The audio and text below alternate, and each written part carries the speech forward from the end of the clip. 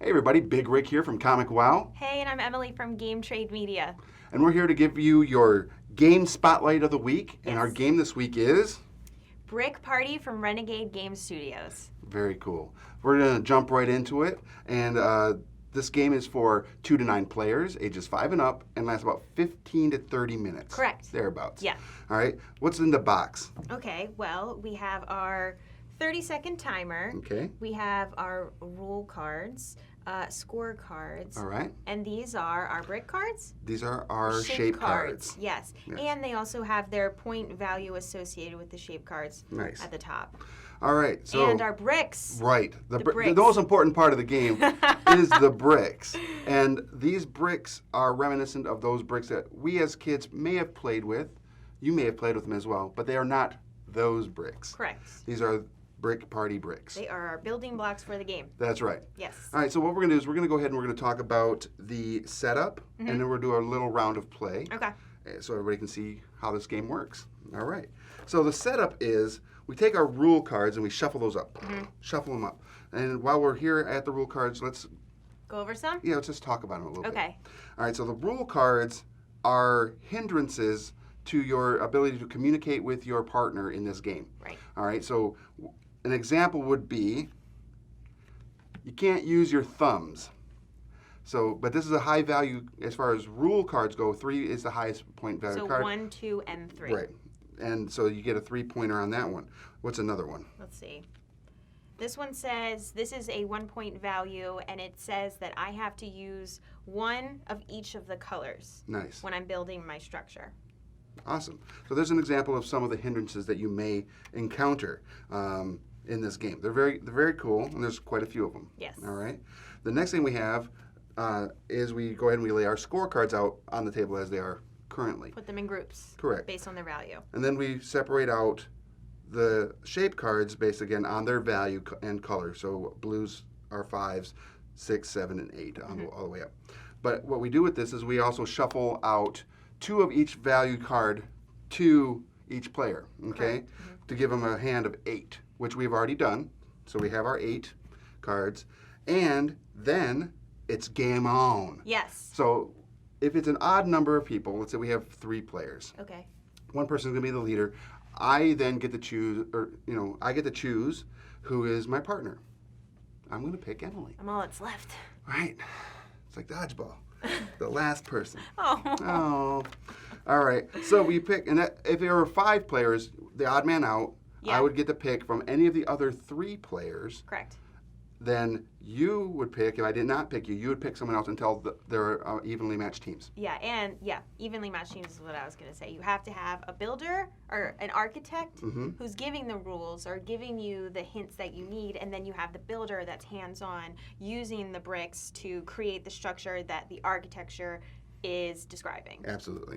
So we form our teams, and then we assign our roles. So I'm going to go ahead, I'll be the architect, Okay. and you'll be the builder. Yes. And so in the beginning, the leader would flip over a card, and it's no thumbs. You have to build what I'm going to describe to you using no thumbs. As the architect, then I have to pick a card from my hand to represent what we're going to build. Okay. And I have picked a card. You have chosen. I've chosen wisely. All right. That's the card I'm going to use. All right.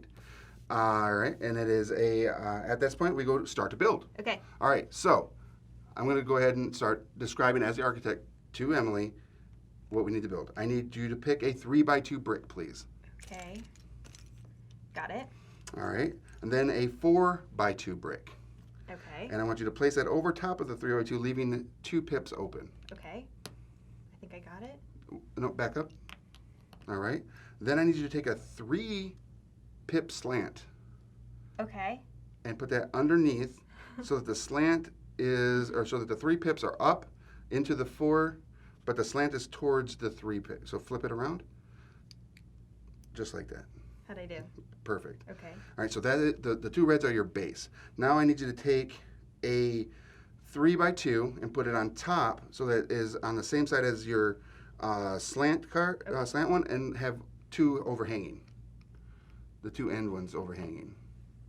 Yep, just like that. Okay. And then you want to take a 2x2 slant and make it a ramp down on the other, right next to the 3x3. Back it up one, and we believe we're done. So at that point, when we say we're done, the leader, the odd man out, would flip the timer. All other players have 30 seconds left. That's the part that gets me. Yeah, it's like, oh crap. Now everybody else is stressing and rushing. But while they're doing that, we're going to check to make sure that ours was built correctly. Did indeed build it correctly. Which we did. Yeah.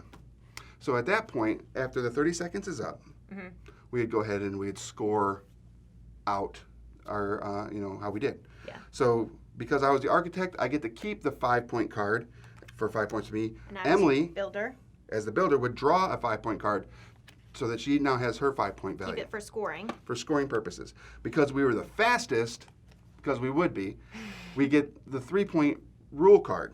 All right? And then Emily would take a 3-point scorecard. Add it to my pile. Add it to our pile to represent the 3 points that we as a team won. And that is our score.